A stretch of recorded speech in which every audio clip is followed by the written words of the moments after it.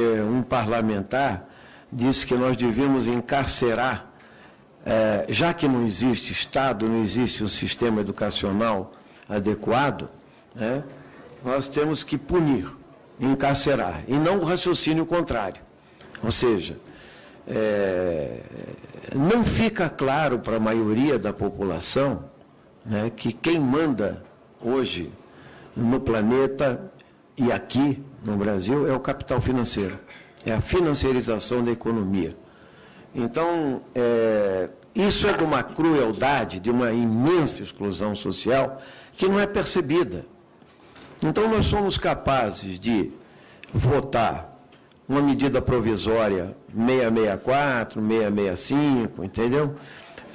Que vai economizar, segundo o senhor Levi, 18 bilhões de reais, né? E tem um corte de 90, 100 bilhões no total, Erundina.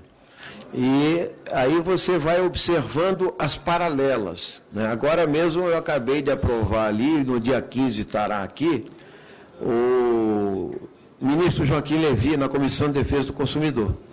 Eu convoquei ele para explicar a Operação Zelotes, só a Operação Zelotes, que é do CARF, o Conselho de Administração da Receita, onde as empresas fazem recursos. Vejam, 7 mil recursos, 20 bilhões de reais. Então, o povo é sacrificado no seguro-desemprego, no abono salarial, para economizar 18 bilhões, que acabou sendo 15, mas 20 bilhões é porque meia dúzia de grandes empresas foram perdoadas. A taxa de juros subiu, talvez, de 11 para 13,75 nesse momento, né? Em poucos meses, o Brasil perdeu 93 bilhões de reais só com essa questão.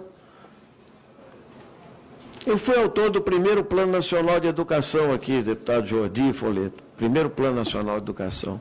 Nós propusemos 10% do PIB de gasto, Erundina. Teve o segundo plano já, porque o Fernando Henrique vetou o primeiro. O Lula não derrubou o veto ao primeiro plano. E agora nós aprovamos 10%, sendo que 2,5% vai para o setor privado, através da... Então, está aí a greve dos professores do Brasil inteiro, que foram tratados, como em Curitiba, a cacetete e bomba de gás, né? Os educadores brasileiros. Depois a gente quer uma educação de qualidade e a juventude. Então, tem tudo a ver, né? E eu queria dizer da oportunidade desse momento, inclusive com a experiência que nos traz aí os estudos do IPEA e a experiência prática da Maria Lúcia, tanto no Equador, que eu conheci, e agradeço a ela tanto pelo apoio e o suporte que ela deu na CPI da dívida pública, né? E que eu propus nessa casa, e aconteceu.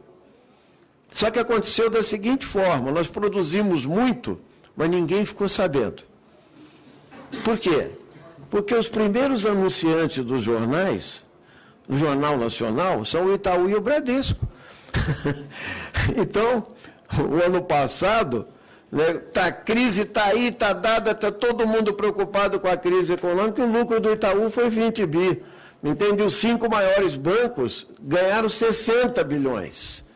Então, essa história não aparece, está lá no Ministério Público e etc., mas nós vamos tendo que criar massa crítica, né? Nós temos que esclarecer, que é o que está acontecendo na Grécia. Um dia, como está acontecendo na Grécia e na Espanha, um dia o povo fala: cansamos de bipartidarismo com o mesmo projeto e com a mesma proposta, que é pagar religiosamente a dívida, entendeu?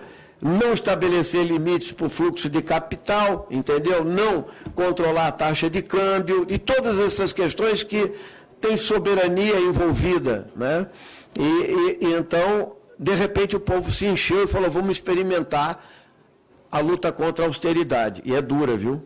É enfrentar uma muralha, a muralha da comunidade europeia e do capital financeiro mundial. Então, os gregos estão passando por uma experiência espetacular. Pode ser que tenha muito sofrimento nisso, né? Mas é aquela do Fernando Pessoa, né? Vale a pena quando a luta não é pequena. Então, eu acho que a Maria Lúcia está tendo a oportunidade de estar ali no tete-a-tete do que está acontecendo, e o povo vai decidir. E, Luiz, eu espero que, em algum momento, ao invés de discutir coisas aqui no Brasil, né, que não vão no cerne da questão, não vão no centro da questão que resolveria o problema da injustiça, da desigualdade social e de um outro modelo econômico com sustentação para gerações futuras, com o tamanho desse país, com as riquezas desse país, que é a maior reserva de água doce do mundo. Tem tudo aqui, petróleo, minério, etc., mas nós não podemos continuar com um país que é agroexportador, só que não agrega valor. Nós não podemos ser, do século XVI, exportávamos açúcar, agora exportamos soja e carne. E tal. Não, nós precisamos agregar valor, precisamos ter outro modelo, precisamos garantir que tenha distribuição de renda nesse país, né? Que tenha um outro modelo de desenvolvimento inclusivo. Esse plenário devia estar cheio de deputados, entende? Ele devia estar cheio para aprender um pouco com as coisas, com a vida, entende? Com a complexidade do que é gerir a vida e os rumos de um país, para quem interessa, não para o capital, né? Mas para o trabalho, para aqueles que trabalham e querem construir um Brasil justo e soberano. Então, eu diria que essa mesa aqui tem lado, e está do lado certo. Obrigado, pessoal.